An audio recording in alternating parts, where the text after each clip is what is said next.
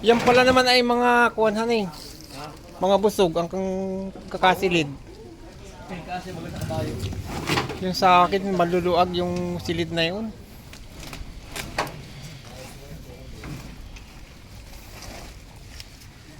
Mas matimbang pa yan kaysa doon sa karga ko.